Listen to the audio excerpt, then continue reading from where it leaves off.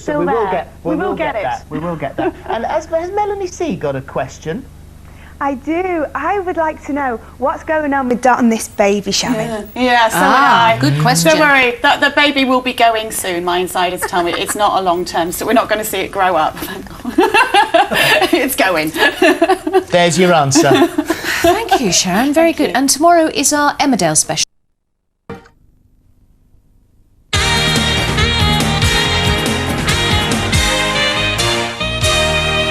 Welcome back. Sporty, scary, baby, ginger, posh, 5 spices that shaped the 90s, empowering a generation of women and terrifying a generation of men.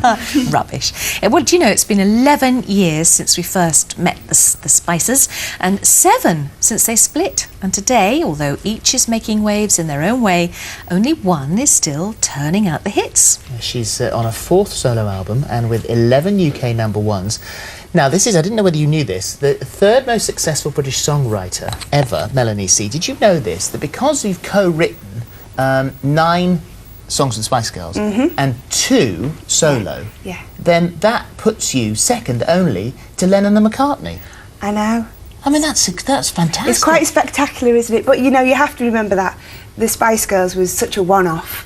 And, as you say, 9 of those were with the girls. So, of course, I have them to thank for that, really. And did you all co-write everything? Did you all get the same credit on each? Yeah, absolutely. We all used to get together. And it was really good fun, actually, because there's so many ideas used to fly around. And that's how our sound came about, really. It was fantastic. But it's also that thing that at the time, everything you touched turned to gold. Yeah. It must have been a bubble that you thought, did you ever think, oh, this is going to stop in a minute? Or did you get taken off by it? Because you're also young as well. I think that's the thing as well, you know, when you are very young, you don't really think that much about the future, do you? And we were just, it was such a roller coaster at the time. It was all happening so quickly that, you know, I don't think we really did consider the future that much. Well, it's interesting because, I mean, you a little bit like Take That, really, who were so into it, so focused, so full on, that didn't really get a chance at that time, initially, first time round, to stick their heads up and go, do you know, this is fantastic. Yeah. And you guys, you had your heads down, touring the world, not a second to breathe, all sorts of incredible pressures and pushing and pulling. So that's why I think maybe people are saying, you know, would you ever get back together again? Because there is this sort of, take that back into it and suddenly thinking, do you know, I'm enjoying it now. This. But do you know what, I think it's fantastic what's happened for Take That, and I think it's thoroughly deserved. And I think any other bands that look at them and think, oh, we could do that, that's very dangerous, because I think it's quite unique to have that level of success a second time. Do you know what I mean? They're really lucky. But oh, the Spice Girls chestnut, it's so difficult because, you know, it's something I've always said, because I've been asked most days for the last 7 years. Well, don't it's not such a bad thing, because people say to me, where's Gordon the Gopher? So, you know, yours is better. Worse. Yours is better, yeah. Yeah, but, you know, it's just something that I've always said, I don't really want to go back. You know, I love the Spice Girls. I'm so proud that I was a part of it, and it was magical, and it was a magical time, and I don't know whether it can be recreated. So I'd be very, very nervous to do something together again. So the answer is veering on the no. Sort of 60-40 no.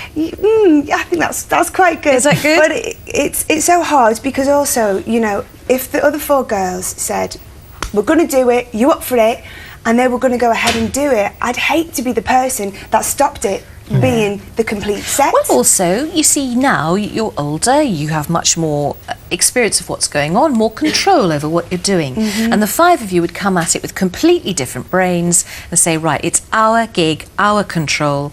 If we ever did it, we would only do X, Y, Z, finish. But then again, you see, this is my dilemma. I am having such an amazing time as a solo artist. You know, I have a lot of success in Europe, and hopefully a lot more here very soon. And I don't know if I want to change my life. You know, I really like the way it's going. You've got your own record label now. Was it Red Girl Records? Red Girl Records. Yeah.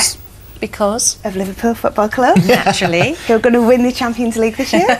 Of course. Of course. So Red Girl Records, which is your own self-funded company. I mean, you're a wealthy woman, so you can do what you want to do. And this is your 4th solo album out now, isn't it? This Time, it's called.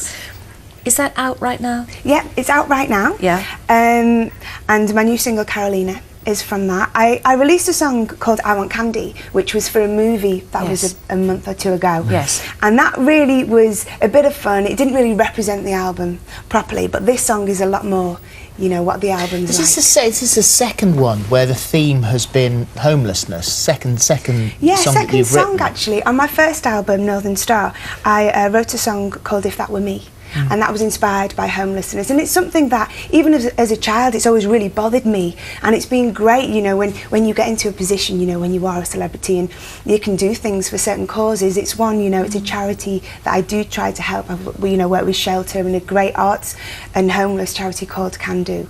So yeah, it's something that, you know, I found that's inspired me. And can you say you can use your celebrity for positive things like that, but also can you now go under the radar a bit? Because as a Spice Girl, you're surrounded with security and people and razzmatazz, and then you have to learn how to get used to not having that and going back to being normal. It's fantastic. Yeah. You know what I've found as well, because, you know, for however many years we were together, and it was only a few years really, but life changed so dramatically. We were away from home, we missed our friends and our family, and now really simple things I love.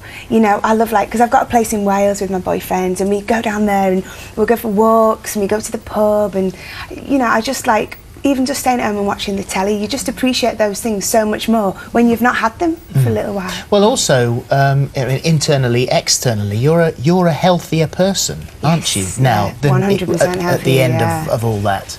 Yeah. Because it got to the stage where you were definitely a role model, but a role model who actually, in yourself, not 100% right. Yeah. It's really, really tough, and, you know, I have looked back on that time, and sometimes I feel quite guilty because, you know, I was underweight throughout the Spice Girls, and you know, the image that I was, you know, portraying was an unhealthy image, and I know I had young fans that used to look up to us.